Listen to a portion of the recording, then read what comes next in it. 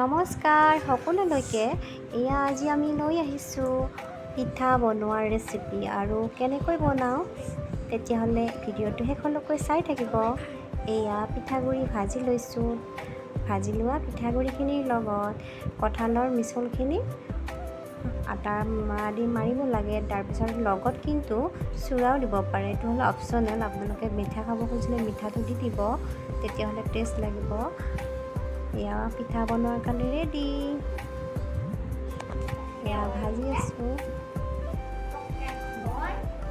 দেখিবলৈ কিন্তু ধুনীয়া লাল হৈ যায়, লালমোহনৰ দৰে দেখাত, আৰু খাই কিন্তু ভাল লাগে।